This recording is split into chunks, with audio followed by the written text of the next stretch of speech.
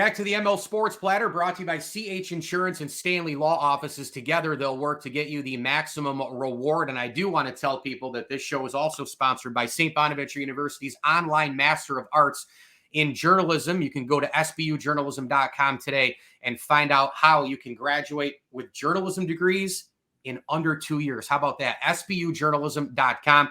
Right now, my guest is Jason Rathbun. He's the head baseball coach for the Bonnies, coming off a huge win against the Nittany Lions down at Penn State in the RC, one of my favorite buildings in the world. Jason, welcome to the show. Congrats on the win, and I can't wait to talk a little baseball with you, my friend. Yeah, thanks for having me on. It was a nice trip yesterday, so it's good to get on a podcast after a big win like that. Yeah, no doubt about it. Now, you know, there was a certain someone who hit me on Twitter to try to get some recognition for your program. You want to guess who that might be? Yeah, probably good old Uncle John. He's active on Twitter, but big supporter. He came down to Binghamton a week ago and watched us play. And yeah, I love my Uncle Jay. He's been involved obviously in sports for a long time, being the executive director for Section 3 and did refereeing for hoops games for a long time. I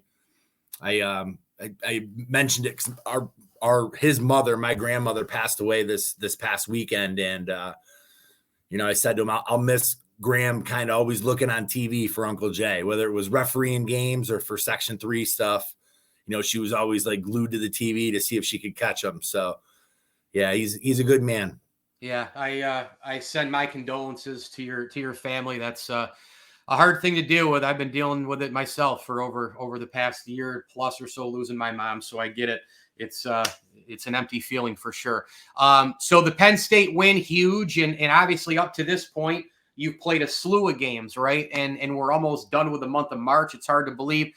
Take the Penn State win, take some of the losses, some of the other wins. What have you collectively kind of learned about this Bonnie bunch? It's a new group. We really had to make some roster adjustments after last year coming in. I came in late. I think I got here about Labor Day weekend last year. So the team was kind of already set. And we had a lot of grad students and seniors that we just kind of had to figure out the next step for those guys. And, we brought in about 20 new players. And I think the season so far has really just been learning about our guys and the different roles that they can play and, their production in the spring, how that all plays out. And, we've got a lot of production happening from a lot of guys. So it's nice. It gives me some options, and I think we're just getting better. I think we're just learning about ourselves. And, these 6 weeks on the road have been exhausting, but really good for us in a way, just because there's a lot of bonding on the bus that happens and, kind of going through this year and playing some really good teams, some tough competition. I think our schedule is much harder this year than it was last year. Going down to Louisville and playing Penn State, and we got Pittsburgh on the schedule.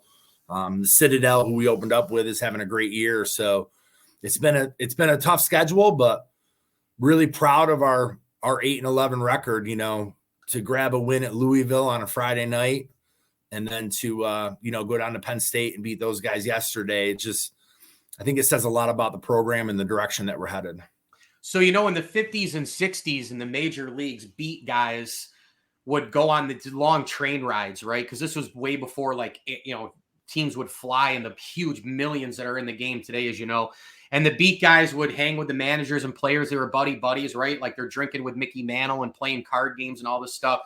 And then you fast forward and, baseball really hasn't changed in terms of the bus rides you just alluded to, the camaraderie and getting to know each other with card games and some other things going on the bus.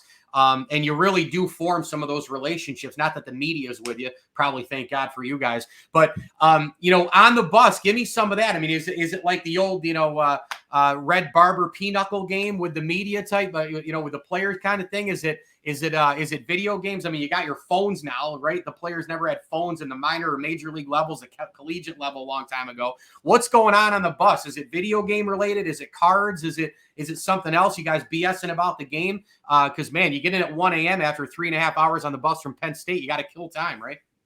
Yeah, I would never want to expose the media to the smells that are on that bus. So we don't want to do that. But yeah, it's, we have our own coach. With phones these days, kids are on their phones a lot. I see a lot of kids doing homework and things like that, but every now and then guys will bust out some karaoke and things like that. Don't see cards too much. Okay. But yeah, I think, with the availability of the internet and Wi-Fi, you see a lot of guys doing schoolwork and stuff like that, or sleeping on the floor or across seats, and they find spots to kind of lay and get some rest and do those things. But yeah, just the conversations that happen on the bus and talking, and the moments, especially after a big win like yesterday, seeing the guys like singing on the, there's just, it's corny, but it's cool. It's fun to watch and fun to see. And it makes me smile when that stuff happens. But yeah, it's a lot of different things, but the phones these days and the internet have, made access a lot more at their fingertips. So yeah, I mean, look, it's those relationships that get tighter and tighter, and knowing each other that sometimes translates to the field. I mean, there's no question about it. Our guest is Jason Rathbun, of course, from the Bonnies, the head baseball coach, coming off the big win against Penn State. And as you listen to this, a few days will go by here. And so, people listen to things, as Coach, streaming and on demand. People listen to things all different times and watch and on their phones and everything else. But as you look into the rest of the schedule, some of your opponents and some of the challenges and some things that you want to work on, how does that kind of come together for you the rest of the way? Crystal ball me the next, few weeks here with you guys and your opponents, and what you guys are internally working on to try to get, the most out of your squad. Well, we're getting ready for A10 play. This is our last weekend before we start our A10 action. And, honestly, that's the most important part of the year. I think all of this is great preparation, but it really comes down to the Atlantic 10 conference, because that's what gets you in the tournament, and gives you an opportunity to possibly get into a regional. I think we designed a tougher schedule this year because we wanted to prepare for conference play. It's one of those mindset things, right? Like, you go into conference play telling your team, listen, when we play our best baseball, we can beat anybody. When we've proven it, we've beaten a Louisville on a Friday night. We beat Penn State on the road. Like, those wins aren't by mistake. It's because of the talent that we have and the capabilities that we have to play well. So, as much as, the buzz has been really great, right? But it does start to get a little crazy. People are like, oh, you guys are going to win the Atlantic 10. It's like, that's our world today, Coach. Yeah. It's they're going to crush you when you lose. That. We were dead last year. So yeah, right. The hope is we can get in the top 7 and make that tournament. But we got the A10 schedule is tough for us out of the gate. Yeah. We got to go down to George Washington, who's off to a good start this year. And then we're at home, but we've got Dayton and VCU, which are probably the two of the top teams in our conference this year. So we do have them at home, but it is a tough 3 weeks right out of the gates. And then St. Joe's is week 4, and they won the conference last year in the regular season. So, it's a tough 4 weekends in a row in the Atlantic 10, but like I said, I think we can beat anybody when we play our best baseball. So excited to get into those matchups. A lot of people follow the major leagues. They follow the minor leagues. Some people occasionally follow college baseball. I actually have a lot of friends I know who are diehard college baseball people, but then I know a lot of other people who are just straight up diehard Major League Baseball fans, right? And they don't really pay attention as much to the college scene. For people who don't pay attention to the college game, or do occasionally, no disrespect to it, but they just don't follow it as much, what do you want them to know about the college game? I just think the passion that the kids play with is a little different. Like when you watch Major League games, especially the regular season, those guys are going through their routines and going through the games, and they'll have moments for sure. Division I college baseball, I think you're just on the edge of your seat every inning. I mean, any team you play can put up an 8 spot, with just a couple mistakes. Like it's crazy how fast teams can jump on you at this level. And then it's crazy how fast teams can come back, right? Like just when you think a game is out of reach, something happens and you get back into it and you pull off a big victory, and those moments happen a lot in the college game. I can think just last night, we kind of jumped on Penn State early, got a couple runs early, tacked on a big inning, We had a good lead. I think it was 6-2 at one point, and then they scored 4 in the 7th. It was, just like that. They tied the game in the 7th, and you think, oh, here they come. We got to kind of fend off this run that they're trying to put on us. And then we come back in the next inning in the top of the 8th and score 3 runs, and it was great to kind of get that separation a little bit, put some runs on the board, and took a little bit of the pressure off where we could go out and pound the zone. But those moments seem to happen to me. All of our games have been so close. It seems like it happens every game.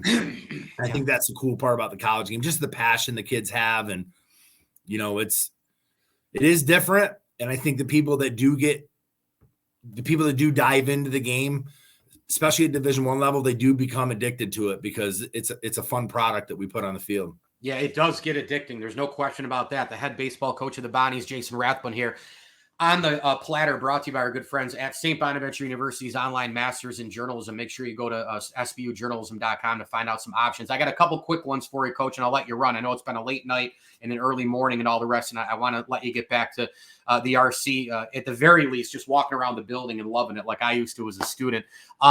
Did you know, your baseball background, kind of, I guess, kind of a 1-2 combo question here.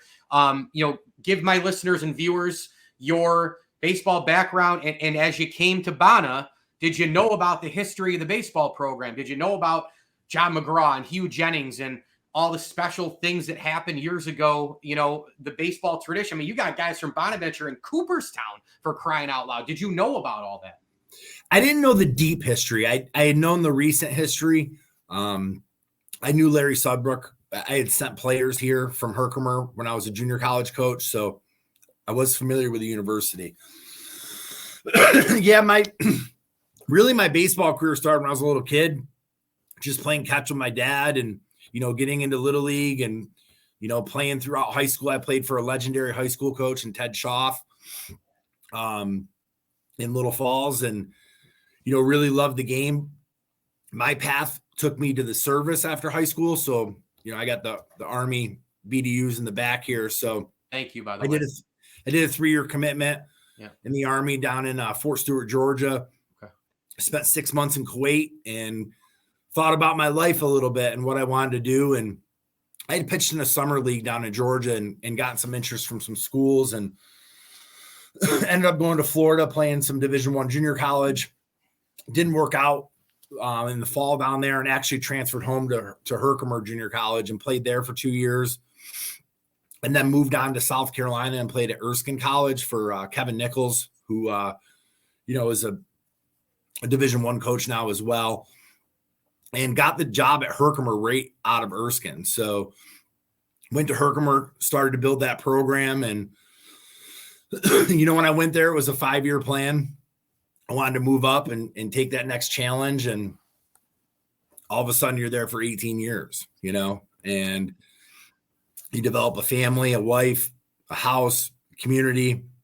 That's where my family was from, job security, had players drafted.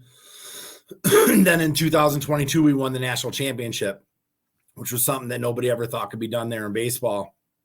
And I put that together with an opportunity to go to the Cape Cod League, something I've always enjoyed. I got married in the Cape. I just love it out there. I love that level of baseball. And it was always a dream to go out there. And I got the opportunity to go out there and work with the Whitecaps and was the pitching coach. And kind of wanted to see how my coaching style translated with the big Division I athletes, the premier players in the country. And it was great. I really enjoyed my time out there. Made some great relationships with guys and just started to think to myself, man, maybe there's a next step for me that could open up. And Bonaventure happened to open up that summer. So put my name in the hat, got the job late. I think I accepted the position August 4th and got out here by Labor Day weekend last year and kind of started my journey at the Division I level, which is a dream. It's you never think at some point after 18 years, you're going to get this opportunity. So, I cherish it every day and work my tail off to kind of build something here and it's good to kind of see my first recruiting class paying off and seeing the changes in the program. It has set the excitement around campus. There's a lot of people excited about what we're doing, and we got a field project coming up this summer. They're going to redo our field, and just excited about the opportunities that we got going on here. Final minute or so. I've always wondered why do they call you a head baseball coach and not a manager at the collegiate level? I've always wondered that. I don't know. Good question. I have no idea. Okay. Do you prefer one or the other? Doesn't it matter? Nah, doesn't matter. No? It doesn't matter to me. Listen, head coach at Division I level, especially at a place like St. Bonaventure, has a lot of titles, right? Director of baseball ops. Yeah, true. Development coach. Yeah. There's a lot of roles that we have to fill at this level with this position, but it's great. I think honestly, the junior college experience prepared me for this, because at the junior college level, you had to do everything, Sure. like everything. And I think sometimes like these schools will hire a Division I assistant who hasn't had to do everything, and then you get into these jobs and you realize all the things that you have to deal with alumni and budgets and fundraising and just across the board. And, I think my junior college experience really did give me what I needed to be successful at this next step. So it's been great. It's a dream. I love Bonaventure. My son goes here now. He actually runs our analytic program. So, we'll have a Bonnie grad in the family. So it's become home very, very quickly. That's what we like to hear right there. I tell you, when I was there and the basketball team would have a huge win and upset, I'd go back and sit way up top in the RC in the Reds and just kind of look out and remember what I saw and try to take some memories. And I can't tell you the amount of times I just walked around, early morning or late at night with the mountains and the baseball field and that whole area and just sat and looked, because it's a beautiful place. And I'm glad that you're there. I'm glad that you're doing well, and we're rooting for you. And hopefully the A10 play is a really good season for you guys. And congrats on the win against Penn State. And hopefully we can do it again soon. He's the Bonnies head baseball coach, Jason Rathbun. Of course, get the Bonnies on all the social platforms. Go follow them, and we'll see what they do in the coming weeks ahead. A very challenging schedule, no doubt, as we are brought to you by Stanley Law Offices and Rosie's Corner. Jason, thank you so much for the time, man. Be well. No problem. Thanks for having me.